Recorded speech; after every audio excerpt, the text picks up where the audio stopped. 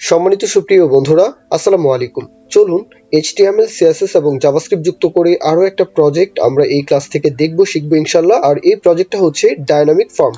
আর এই ফর্মের মধ্যে আমরা যতগুলো ইনপুট ফিল্ড দেখতে পাচ্ছি, তাই না? বিভিন্ন ওয়েবসাইটে গেলে তারা কিন্তু ইনপুট যোগ করার মানে ইনপুট ফিল্ড অ্যাড করার কিন্তু আসলে একটা সুবিধা দেয়। যেমন কোনো একটা বাটনে ক্লিক করলে একটা ফিল্ড কিন্তু এখানে এক্সট্রা যোগ হয়ে গেল, তাই না? ক্রিয়েট হয়ে গেল। আবার ক্লিক করলে আবার ক্রিয়েট হয়ে গেল। এইভাবে কিছু ইনপুট ফিল্ড কিন্তু আমরা এখানে চাইলে উল্লেখ করতে পারি। এখানে চাইলে টেক্সট এরিয়া এইভাবেও চাইলে উল্লেখ করতে পারি। আচ্ছা, যদি আমরা রিমুভ বাটনে ক্লিক করি তাহলে এগুলো আবার রিমুভ হয়ে যাচ্ছে। আবার হ্যাঁ, একটা সময় মানে আমরা এক্সট্রা ভাবে ৩টা ইনপুট ফিল্ড এখানে কিন্তু যুক্ত করলাম। আরো যদি যুক্ত করতে চাই তাহলে পারবো। তবে আমি এখানে মানে টোটাল ৫টা আর এক্সট্রা ভাবে ৩টা যোগ করার অপশন এখানে রেখেছি।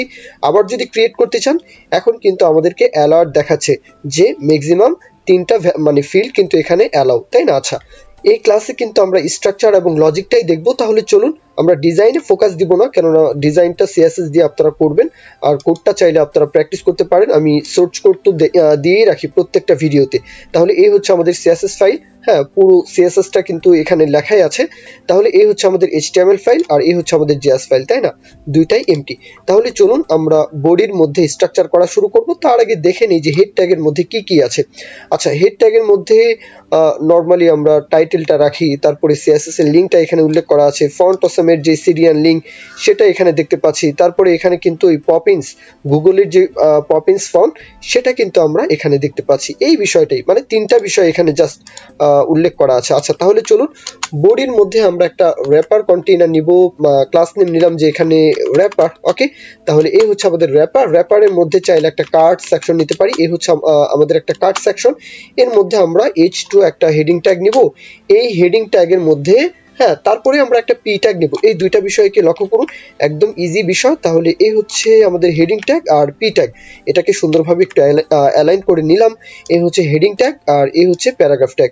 তাহলে চলুন একটু লাইভ প্রিভিউ করি। তাহলে এটাকে একপাশে আনি, আমরা আমাদের লাইভ সার্ভারটাকে অন করি। এই হচ্ছে আমাদের লাইভ সার্ভার। আচ্ছা, এখন এই পি ট্যাগটা যেখানে শেষ, ঠিক তারপরে আমরা একটা ফর্ম কন্টেইনার নিব। তাহলে এই হচ্ছে ফর্ম কন্টেইনার। অ্যাকশন নিলেও নিতে পারি, না নিলেও কোনো সমস্যা নেই। আচ্ছা, থাকবে।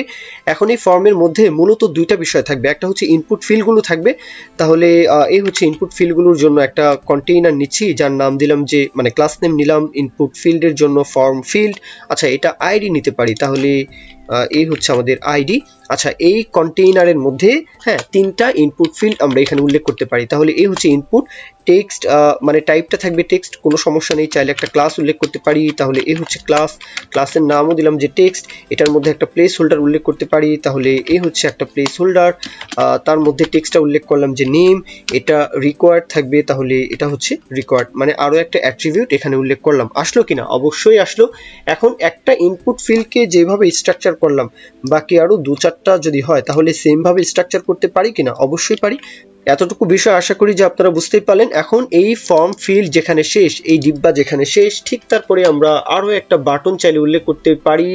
যেমন ধরুন এই হচ্ছে একটা বাটন না নিয়ে একটা কাজ করি। আচ্ছা, বাটন নিলেও কোনো সমস্যা নেই, জাস্ট আমরা এখানে ক্লাস নেম চেঞ্জ করে দিলেই হবে। নয়তো আমরা যদি চাই যে একটা ইনপুট নিব, ইনপুট টাইপটা থাকবে সাবমিট, তাহলেই কিন্তু হবে। আমরা এখান থেকে টাইপ করি, ইনপুট টাইপ হবে কি সাবমিট। এটা এই তো নিচে সাজেস্ট করছে, কোনো সমস্যা নেই। এ হচ্ছে সাবমিট। আমরা তাকে এখানে বলে দিলাম ভ্যালুটা এখান থেকে সাবমিট সেটাই উল্লেখ করব। তাহলে তাকেও আমরা এখান থেকে বলে দিলাম। জাস্ট এখান থেকে আমরা ক্লাস নেম উল্লেখ করব যে সাবমিট বিটিয়ান, মানে সাবমিট বাটন। তাহলে এখানে ভ্যালুর পরে একটা ক্লাস নেম উল্লেখ করি। তাহলে এই হচ্ছে ক্লাস, এটার মধ্যে আমরা সাবমিট বিটিয়ান এই ক্লাসটাকে উল্লেখ করলাম। তাহলে আমাদের এই ফর্মের কাজ কিন্তু শেষ। আর এই ফর্ম যেখানে শেষ, ঠিক তারপরে আমরা একটা কন্ট্রোল নিব। তাহলে চলুন এখানে একটা ডিব্বা নিতে পারি আমরা। এই হচ্ছে কন্ট্রোলস। এইভাবে একটা কন্টেইনার নিলাম আর কি। এটার মধ্যে বাটন নিব 2টা। তাহলে আবার পরের লাইনে চলে আসি, আমরা এই লাইনে চলে আসি। আচ্ছা, এখন এই হচ্ছে আমাদের একটা বাটন। বাটন টাইপটা কি নিতে পারি যে বাটন টাইপ বাটনই থাকবে। তাহলে এই হচ্ছে বাটন টাইপ বাটন। আচ্ছা, এখন এটার মধ্যে যে টেক্সটটা থাকবে, এই টেক্সটটা আমরা কিভাবে উল্লেখ করব? আমরা ফন্ট অসাম থেকে যেই মানে প্লাস আইকনটা রয়েছে, তাই না? সেই প্লাস আইকনটা আমরা জাস্ট এখান থেকে আনবো আর এখানে ছেড়ে দিব। আর যে টেক্সটটা আমাদের লাগবে সেই টেক্সটটা হচ্ছে অ্যাড, তাই না? তাহলে এখানে এই অ্যাড কথাটা আমরা উল্লেখ করে দিচ্ছি। এটা কিন্তু আসছে, হ্যাঁ, দেখা যাচ্ছে না, তাই না? তাহলে চলুন বাটনের মধ্যে একটা ক্লাস নেম উল্লেখ করি, তাহলেই হবে। এখানে একটা ক্লাস নেম উল্লেখ করি যার নাম হচ্ছে অ্যাড, তাহলেই এটা দেখা যাবে। এই তো দেখা যাচ্ছে কিনা? অবশ্যই দেখা যাচ্ছে। আচ্ছা, তাহলে এই বাটনের পরে, হ্যাঁ, আমরা এই বাটনের পরে আরো একটা বাটন নিব সেম ভাবে, তাহলে রিমুভের জন্য। তাহলে সেম ভাবে আমরা এই বাটনের পরে আরো একটা বাটন নিয়ে নিচ্ছি। আমাদের এখন স্ট্রাকচার এবং ডিজাইন দুইটাই কিন্তু কমপ্লিট। আমরা এখন স্ট্রাকচার করলাম আর সিএসএস এর মধ্যে যেহেতু ডিজাইনটা করাই আছে, আমরা জাস্ট এখান থেকে স্ট্রাকচার করার সাথে সাথে আমাদের কিন্তু ডিজাইন কমপ্লিট হয়ে আছে। আর আপনারা চাইলে সিএসএস এর এই কোডগুলো একটু চোখ বুলিয়ে রাখতে পারেন, আর সোর্স কোড দেওয়াই থাকে প্রত্যেকটা ভিডিওতে, আপনারা নিয়ে অবশ্যই প্র্যাকটিস করবেন। এগুলো আসলে কঠিন কোনো বিষয় নয়। এই যে 2-4 লাইনের HTML এর যে স্ট্রাকচার, এই 2-4 লাইনের কোডের জন্য ডিজাইন কিভাবে করবেন, এই যে ডিজাইনটা, এটা করতে পারবেন না এমন তো হতেই পারে না, তাই না? আমরা জাভাস্ক্রিপ্ট শিখছি, সুতরাং সিএসএস কিন্তু কিছু না কিছু জানার কথা, বোঝার কথা। আচ্ছা, তাহলে চলুন এখন আমরা সরাসরি চলে যাচ্ছি আমাদের লজিকের বিষয়ে, মানে জাভাস্ক্রিপ্টের কোড দেখার জন্য। তাহলে এখানে আমরা চলে আসলাম। আচ্ছা, এখন আমরা জাস্ট একটা বিষয়কে এখান থেকে সিলেক্ট করে ফেলবো, সেটা হচ্ছে কি, আমরা এই ফিল্ডের মধ্যে কিছু না কিছু একটা পরিবর্তন করতে চাই। কিন্তু কথা হচ্ছে, এই যে বাটনটা আমরা নিয়েছিলাম, তাই না? এই বাটনের মধ্যে আমি যেহেতু এটাকে একটু স্কিপ করেছি, এই জন্য এখানে কিন্তু লক্ষ্য করুন একটা মানে ফাংশনকে আমরা এখানে কল করেছি। যদি এই বাটনের উপর যদি ক্লিক করা হয়, রিমুভ, তাই না? সেম ভাবে কিন্তু আমরা এখানেও কিন্তু এই যে টাইপ, তাই না? টাইপের পরে চলুন, ক্লাসের পরে অথবা টাইপের পরে আমরা চলুন এখানে বলি যে অ্যাড বাটনের ক্ষেত্রে যে অন ক্লিক, মানে কি, এই বাটনটা যদি ক্লিক করা হয় তাহলে অ্যাড নামে একটা ফাংশন এখানে কল হবে। তাহলে এই হচ্ছে অ্যাড, এই ফাংশনকে আমরা প্রথম বন্ধনী দিয়ে কল করে দিলাম। তাহলে এবার চলুন আমরা জাভাস্ক্রিপ্টে একটা বিষয়কে সিলেক্ট করে ফেলি। সেই বিষয়টা হচ্ছে এই যে ফর্ম ফিল্ড, তাই না? তাহলে এই ফর্মের মধ্যে এই হচ্ছে ইনপুট ফিল্ডগুলো আমরা পরিবর্তন করতে চাই, মানে কমাতে বাড়াতে চাই, তাই না? এই রিমুভ বাটনে ক্লিক করলে রিমুভ হবে, অ্যাড বাটনে ক্লিক করলে অ্যাড হবে। কি অ্যাড হবে? এই যে বিষয়গুলো, মানে ইনপুট ফিল্ড বাড়বে কমবে, এই দুইটা বিষয়, তাই না? তাহলে চলুন, এই ফর্ম ফিল্ডের মধ্যেই তো ইনপুট সেকশনগুলো, তাই না? তাহলে এই ফর্ম ফিল্ড তাকে আমরা এখান থেকে কপি করলাম, এটা হচ্ছে কি আইডি, তাই না? তাহলে চলুন এই বিষয়কে আমরা এখান থেকে লেট ফর্ম ফিল্ড ইকুয়াল দিয়ে বলতে পারি যে document dot get element by ID, document dot এখানে আমরা গেট এলিমেন্ট বাই আইডি, যেহেতু আইডি, তাকে এখান থেকে এনে কোটেশনের মধ্যে জাস্ট উল্লেখ করে দিলাম। এই তো। আচ্ছা, এখন আপনাদেরকে একটা প্রশ্ন করি, এই যে get element by ID, get element by class name, tag name, এই বিষয়গুলো আমাদেরকে কি দেয়? ডম নিয়ে যদি টিউটোরিয়াল দেখেন তাহলে এক কথায় এই প্রশ্নের উত্তরটা এখনই দিতে পারবেন যে এটার মানে সে ডম থেকে আমাদেরকে HTML কালেকশন দেয়। আর HTML কালেকশনটা হচ্ছে লাইভ, মানে কোনো একটা কিছু পরিবর্তন করবেন, তাহলে কিন্তু সেই মানে গেট এলিমেন্ট বাই আইডি দ্বারা, ক্লাস নেম দ্বারা, তাহলে কিন্তু লাইভ ডমের মধ্যে যে পরিবর্তনটা হবে সেটা আমাদেরকে কিন্তু সে লাইভ দিবে, মানে কোনো একটা কিছু যদি পরিবর্তন হয়। কিন্তু কথা হচ্ছে, এখানে তো আমরা এই ফিল্ডগুলোকে তার যে প্যারেন্ট, তার প্যারেন্টকে আমরা এখানে ধরে ফেললাম না, যে ইনপুট সেকশন 3টা তার যে প্যারেন্ট, কিন্তু এই ইনপুটকে তো আমাদেরকে ধরতে হবে, তাই না? এখানে কয়টা ইনপুট? আপাতত এখানে 3টা আছে। তাহলে 3টা হোক আর 2টা হোক আর 5টা হোক 10টা হোক, যদি প্রত্যেকটাকেই ধরতে চাই তাহলে আমরা কোয়ারি সিলেক্টর অল দিয়ে ধরতে পারি। ওকে, মানে সহজ একটা তরিকা, কোয়ারি সিলেক্টর অল দিয়ে যদি ধরি। আচ্ছা, কোয়ারি সিলেক্টর কি দেয়? Node list. যদি নোড লিস্ট যদি আপনারা নেন তাহলে কি করবে? আমরা যদি এখানে কোনো একটা ডমের মধ্যে অবশ্যই এখানে পরিবর্তন করতে চাই, তাই না? যদি অ্যাড বাটনে ক্লিক করি তাহলে ডমটা কি পরিবর্তন হলো কি হলো না? অবশ্যই হলো। এখানে কি হলো? যদি অ্যাড বাটনে ক্লিক করি তাহলে একটা ফিল্ড এখানে যুক্ত হলো, রিমুভ বাটনে ক্লিক করলে একটা ফিল্ড এখান থেকে ডিলিট হলো। এই যে বিষয়টা যদি আমরা লাইভ কাউন্ট করতে চাই তাহলে কিন্তু নোড লিস্ট আমাদেরকে সেই লাইভ কাউন্টার সুযোগ দেয় না, মানে সে একবারই কিন্তু এখানে চোখ রাখে। পরবর্তীতে কোনো ঘষা মাজা যদি আমরা করি তাহলে কিন্তু সেখানে চোখ দেয় না। তাহলে একটা কাজ করি, আমরা রেপার ফাংশন কিন্তু এখানে উল্লেখ করতে পারি। তাহলে একটা ফাংশন আমরা এখানে অ্যারো ফাংশন উল্লেখ করব, সেই ফাংশনকে একটা ভেরিয়েবলের মধ্যে স্টোর করতে চাচ্ছি। তাহলে ভেরিয়েবলের নামটা নিলাম যে গেট ইনপুটস। আমরা এখান থেকে কি করতে চাচ্ছি? অ্যারো ফাংশনের সিনট্যাক্সটা উল্লেখ করতে হবে। তাহলে প্রথম বন্ধনী এটা ইকুয়াল গ্রেটার দেন দিয়ে আমরা এক লাইনে যেহেতু লিখতে চাচ্ছি, তাহলে এই যে ফর্ম ফর্ম ফিল্ড, তাই না? এই ফর্ম ফিল্ডের মধ্যে থেকে আমরা কি করতে চাচ্ছি, তার মধ্যে এখানে কোয়ারি সিলেক্টর অল বলি, তাহলে কোয়ারি সিলেক্টর অল কোডটা আগে দেখুন। আমরা এখান থেকে তার মধ্যে যতগুলো ইনপুট আছে, হ্যাঁ, সবগুলোকে এখান থেকে আমরা কি করলাম, সিলেক্ট করে ফেললাম। এটা কোথায় গিয়ে স্টোর হয়ে আছে, গেট ইনপুটস এর মধ্যে। এটা হচ্ছে ফাংশন রেপার। এই গেট ইনপুটস ধরে ধরে আমরা কি করব, আমরা নিচে কাজ করব। তাহলে চলুন, আমরা কি করেছিলাম যে যদি অ্যাড বাটনে ক্লিক করা হয় তাহলে এই ইনপুটটা কি হবে, বাড়বে, একটা ক্রিয়েট হয়ে যাবে। যতবার ক্লিক করব ততবার ক্রিয়েট হবে। হ্যাঁ, একটা সময় পরে আর ক্রিয়েট হবে না। এটা আমরা পরবর্তীতে সেটা আমরা লজিক লাগাবো। আচ্ছা, তাহলে প্রথম যেই প্রশ্ন, সেই প্রশ্নের উত্তরটা আগে দেই। যদি এই বাটনে ক্লিক করা হয় তাহলে একটা ফাংশন চলবে, যেই ফাংশনের নামটা আমরা নিয়েছিলাম যে অ্যাড, তাই না? এই ফাংশনটা চলবে। তাহলে চলুন আমরা এখান থেকে বলতে পারি যে ফাংশনের নামটা হচ্ছে অ্যাড। এই হচ্ছে ফাংশনের বডি, প্রথম বন্ধনী, দ্বিতীয় বন্ধনী। এই দ্বিতীয় বন্ধনীর মধ্যে আমরা এখানে লিখবো, কি লিখবো, যে লেট। এটা আমরা ভেরিয়েবল নিচ্ছি, কাকে নিচ্ছি, যে ইনপুট। আমরা এখন কি করতে চাচ্ছি, ডকুমেন্ট ডট ক্রিয়েট এলিমেন্ট, মানে কোনো একটা এলিমেন্টকে আমরা এখান থেকে ক্রিয়েট করতে চাচ্ছি। তাহলে ডকুমেন্ট ডট ক্রিয়েট এলিমেন্ট, আমরা এখান থেকে, হ্যাঁ, ইনপুট নামের একটা ট্যাগ এখান থেকে আমরা ক্রিয়েট করব অবশ্যই। তাহলে এই হচ্ছে একটা ইনপুট, আমরা এই ট্যাগকে এখান থেকে ক্রিয়েট করলাম। এতটুকু বিষয় তো বুঝলেন।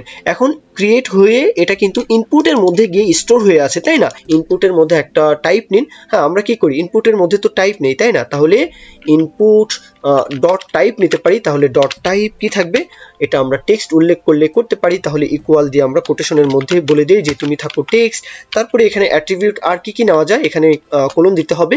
তারপরে এখানে আবার বলি যে ইনপুট, হ্যাঁ, ডট, এখানে আমরা আর কি কি নিতে পারি, যে নেম, তাই না? তাহলে নেম ইকুয়াল দিয়ে বলতে পারি যে তার নেমটা থাকবে টেক্সট, সেটাই থাকবে। তাহলে কোটেশনের মধ্যে আমরা টেক্সট উল্লেখ করি, প্লেস হোল্ডার উল্লেখ করতে পারি, তাই না? এই যে বিষয়গুলো, হ্যাঁ, এই যে বিষয়গুলো আপনারা ক্লাস নেম চাইলে উল্লেখ করতে পারি। আপনারা এই কোডগুলো দেখলেই বুঝবেন, একদম ইজি একটা বিষয়। মানে HTML আমরা কিন্তু জাভাস্ক্রিপ্টের মধ্যে লিখছি। এটা হচ্ছে অ্যাট্রিবিউট, তাই না? টাইপ নিলাম, নেম নিলাম, ক্লাস নেম, প্লেস হোল্ডার, এই তো। এটা এখন যদি আমরা ক্লিক করি তাহলে চলে আসবে, কিন্তু চলে আসার জন্য অ্যাপেন্ড করতে হবে। আমরা তো ক্রিয়েট করলাম সবে মাত্র, এখন অ্যাপেন্ড যদি না করি, কার মধ্যে অ্যাপেন্ড করব, তাহলে এই যে ফর্ম ফিল্ড, তাহলে ফর্ম ফিল্ডের মধ্যে আমরা অ্যাপেন্ড করতে চাচ্ছি চাইল্ড হিসাবে। তাহলে অ্যাপেন্ড চাইল্ড, এখান থেকে আমরা অ্যাপেন্ড চাইল্ড কাকে অ্যাপেন্ড করতে চাচ্ছি, ইনপুটকে, তাই না? তাহলে প্রথম বন্ধনী দিয়ে জাস্ট এখানে ইনপুটকে কল করে দিন। তাহলে এই হচ্ছে ইনপুট। এখন এখানে ক্লিক করুন আর জাদু, তাই না? মানে যতগুলো ইচ্ছা ততগুলো ফিল্ড কিন্তু এখান থেকে আমরা কি করতে পাচ্ছি, ক্রিয়েট করতে পাচ্ছি। এতগুলো ফিল্ড কি এখানে মানে অপশন দেওয়ার দরকার আছে? নেই। এতটুকু বিষয় তো বুঝলেন যে আমরা প্রথমেই কি করলাম, আমরা একটা ইনপুট ফিল্ড এখান থেকে ক্রিয়েট করলাম, তারপরে তাকে আমরা টাইপ বললাম, নেম বললাম, ক্লাস নেম দিলাম, প্লেস হোল্ডার বললাম, হ্যাঁ, তারপরে তাকে আমরা অ্যাপেন্ড করে দিলাম ফর্ম ফিল্ডের মধ্যে, তাই না? একেবারে ইজি একটা বিষয় না? আচ্ছা, এখন যতগুলো খুশি ততগুলোই কিন্তু এখান থেকে আমরা ক্রিয়েট করতে পাচ্ছি। এখন এখানে একটা কন্ডিশন উল্লেখ করে দিন, যে উপরেই থাকবে কন্ডিশনটা, যে 3টার বেশি যদি হয় তাহলে এখানেই যেন কোডটা থেমে যায়। তাহলে কন্ডিশনটা ইফ দিয়ে, যদি কন্ডিশন হয় তাহলে এই ধরনের কন্ডিশন কিন্তু আমরা ইফ ইলস এর মধ্যেই কিন্তু আসলে লিখি, তাই না? তাহলে এখানে লিখতে পারি যে গেট ইনপুটস ডায়নামিক এবং বলতে পারেন ফ্রেশ নোড লিস্ট পাওয়ার জন্য আমরা এখান থেকে গেট ইনপুট এই ফাংশনকে বলে দিব। আচ্ছা, আমরা এখানে কোনো কিছু পরিবর্তন করলে, যেমন ধরুন এখানে যদি ক্লিক করি তাহলে কিন্তু এই ডমের মধ্যে কিছু না কিছু পরিবর্তন হচ্ছে কিনা, অবশ্যই হচ্ছে। এখন এই যে আমরা যদি তাকে না কল করি তাহলে কিন্তু এই নোড লিস্টের কারণে, হ্যাঁ, সে কিন্তু বুঝতেই পারবে না যে কোনো কিছু পরিবর্তন হচ্ছে, কারণ HTML কালেকশন, হ্যাঁ, লাইভ কাউন্ট করে যে কোনো কিছু পরিবর্তন হচ্ছে কিনা, সে কিন্তু লাইভ দেখে, কিন্তু নোড লিস্ট কিন্তু দেখে না। কিন্তু এখন কিন্তু সে দেখবে, কেননা গেট ইনপুটস এই যে ফাংশনটাকে আমরা কল করেছি, এই ফাংশনকে কল করার সাথে সাথে এই ডম কিন্তু আসলে আবার নতুন করে কল হয়ে যাবে, নতুন করে দেখবে যে কোনো কিছু পরিবর্তন হলো কিনা। হ্যাঁ, মানে লাইভ কাউন্টের মতোই কিন্তু এখন সে আচরণটা করবে। আশা করি কথাটা বুঝলেন। এখন আমরা এর মধ্যে লিখতে পারি যে তোমার যে লেন্থ থাকবে, এখন এই ইনপুট মানে গেট ইনপুটস, সে বলতে কাকে বোঝাচ্ছি, সে বলতে এই যে প্রত্যেকটা ইনপুট ফিল্ড, তাই না? প্রত্যেকটা field, name, email, optional field, এই যে প্রত্যেকটা ফিল্ডকেই কিন্তু এখানে বোঝাচ্ছি, তাই না? এখানে তো আমরা কোয়ারি সিলেক্টর অল দিয়ে কিন্তু আমরা ধরেই ফেলেছি এই প্রত্যেকটা বিষয়কে আমরা গেট ইনপুটস এর মধ্যে কি করলাম, স্টোর করে ফেললাম। এখন তাকে যদি বলে দেওয়া হয় যে গেট ইনপুটস, তোমার যে লেন্থ থাকবে সেই লেন্থ যদি তুমি 5-এর চাইতে সমান অথবা ছোট যে পর্যন্ত থাকবে, তাহলে 5-এর চাইতে সমান অথবা ছোট। এই যে সিনটেক্স, এটার মানে হচ্ছে আমি গ্রেটার দেন দিয়েছি আর সমান ইকুয়াল চিহ্ন দিয়েছি। আমার এই থিমের জন্য এটা কিন্তু এইভাবে দেখাচ্ছে। আচ্ছা, 5-এর চাইতে যদি 10 দেন তাহলে 10, তাহলে 10টা ইনপুট ফিল্ড কিন্তু এখানে আসবে। আমি আপাতত 5টা রাখছি।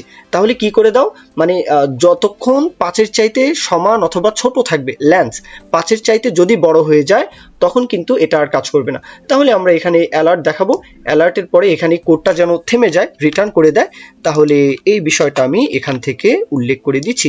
এতটুকু বিষয় তো বুঝলেন না, একদম ইজি না? আচ্ছা, এখন ক্লিক করুন 1 2, এখন আবার যদি ক্লিক করেন তাহলে অ্যালার্ট দেখাবে। এই তো আসলো কিনা, মানে এখন আর নিচের দিকে কোডটা আসবে না, যতক্ষণ না কি 5-এর চাইতে সমান এবং ছোট থাকবে ততক্ষণ কিন্তু এটা অ্যাড করা যাবে।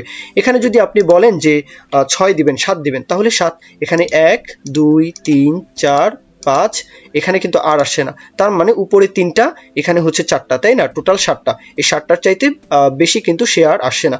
আমি আপাতত এখানে 5 দিয়ে রাখছি। আশা করি ব্যাপারটা বুঝলেন। তাহলে চলুন, অ্যাড এর কাজ কারবার শেষ, তাই না? তাহলে এই ফাংশনের কাজ কারবার শেষ। এখন আমরা আরো একটা ফাংশনকে এখানে উল্লেখ করব, সেটা হচ্ছে রিমুভ, তাই না? আচ্ছা, তাহলে আমরা নিচের লাইনে আবার চলে আসি। এই হচ্ছে ফাংশনের সিনট্যাক্সটা লিখতে হবে। তাহলে রিমুভ নামে একটা ফাংশন চলবে, তাই না? আমরা তো রিমুভ বাটনে ক্লিক করলে এই ফাংশনটা চলবে, তাকে আমরা বলে দিয়েছি। তাহলে এই ফাংশনকে আমরা এখানে তার টেক্সটটাকে উল্লেখ করলাম, এখন তার সিনট্যাক্সটাকে উল্লেখ করতে হবে। তাহলে প্রথম বন্ধনী দ্বিতীয় বন্ধনী দিয়ে আমরা সিনট্যাক্সটাকে উল্লেখ করলাম। আচ্ছা, এখন কি লিখব? আমরা লিখব যতক্ষণ, মানে 2টা ইনপুট থাকবে, মানে এখানে ফিল্ড কয়টা থাকবে? 2টা। যতক্ষণ 2টা থাকবে, 2টার কম যদি হয়ে যায় তখন আর কি হবে না, ডিলিট হবে না। মানে আমরা চাই নেম এবং ইমেল এই 2টা ফিল্ড সর্ব অবস্থায় যেন থাকে, এই 2টা যেন ডিলিট না করা যায়, এই বিষয়টা চাচ্ছি। আমার কথায় জড়তা থাকতে পারে, তবে আশা করি কথা তো বুঝতে পারলেন, তাই না? যে 3টা বিষয় সর্ব অবস্থায় দেখাবে এটা ঠিক আছে, তবে যদি চাই একটা রিমুভ করতে পারি, রিমুভ করে সাবমিট করতে পারি, আর যদি চাই আরো বাড়িয়ে রাখবো তাহলে অ্যাড করতে পারি। ওকে, আচ্ছা, তাহলে কন্ডিশনটা লিখবো কি? ইফ, এই কন্ডিশনের মধ্যে আমরা লিখতে পারি, তাহলে এক লাইনেই কন্ডিশনটা লেখা যায়। আমরা এখানে দ্বিতীয় বন্ধনী যদি না দেই তাহলে কোনো সমস্যা নেই, এক লাইনে লিখবো। আচ্ছা, কন্ডিশনটা কি হবে? কন্ডিশনটা হবে যে গেট ইনপুটস এর যে লেন্থ, তাই না? তাহলে get inputs dot length, length কি হতে হবে? 2-এর চাইতে লেন্থ যতক্ষণ বড় থাকবে, 2-এর চাইতে যতক্ষণ বড় থাকবে ততক্ষণ কি হবে? রিমুভ বাটনে ক্লিক করলে ডিলিট হতে হবে। তাহলে এই ফাংশনের মধ্যে, মানে কন্ডিশন তো লিখলাম, তাই না? আচ্ছা, তাহলে এটার মধ্যে এখন আমরা লিখবো যে ফর্ম ফিল্ড, তাহলে তার যে লাস্ট এলিমেন্ট চাইল্ড, তাহলে এখানে লিখতে পারি যে লাস্ট এলিমেন্ট চাইল্ড কি হবে? রিমুভ হবে। ডট রিমুভ, একদম সহজ, মানে বাংলা কথার মতো একদম ইজি। তাহলে এখানে ক্লিক করুন।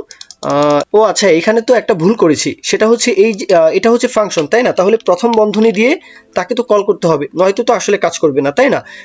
তাহলে আমরা এইভাবে তাকে কল করছি, এখানে ক্লিক করুন, এই তো ডিলিট, তাই না? আচ্ছা, তাহলে যেটা বলছিলাম যে এই গেট ইনপুটস, তার মানে কোয়ারি সিলেক্টর অল দিয়ে আমরা এখানে তাকে ধরে ফেলেছি, তাই না? এখন তাকে আমরা বলে দিলাম যে লাস্ট এলিমেন্ট, এই যে লাস্ট এলিমেন্টটা যেটা থাকবে সেটা কি হবে? সেই চাইল্ডটা কি হবে? রিমুভ হয়ে যাবে। আমরা এখন অ্যাড করতে পাচ্ছি, আমরা এখন রিমুভ করতে পাচ্ছি। এটা রিফ্রেশ দিন, এটা কিন্তু এখন 3টা দেখাচ্ছে। যদি আপনি মনে করেন যে এই তৃতীয় নাম্বার যে ফিল্ড সেটা না রেখে সাবমিট করবেন, তাহলে এটা রিমুভ দিয়ে তারপর আমরা সাবমিট করতে পারি কিনা? অবশ্যই। তাহলে এ পর্যন্তই ছিল আজকের ক্লাসটি। আশা করব এই প্রজেক্টগুলো থেকে আপনারা কোনো না কোনো কিছু নিতে পাচ্ছেন। যদি তাই মনে হয় অবশ্যই সাপোর্ট করতে ভুলবেন না, চ্যানেলটি সাবস্ক্রাইব করে রাখতে ভুলবেন না, লাইক কমেন্ট শেয়ার এগুলো মাস্ট করতেই পারেন। তো আমার জন্য সকলেই দোয়া রাখবেন, সকলের জন্য দোয়া, শুভকামনা। আল্লাহ হাফিজ, আসসালামু আলাইকুম।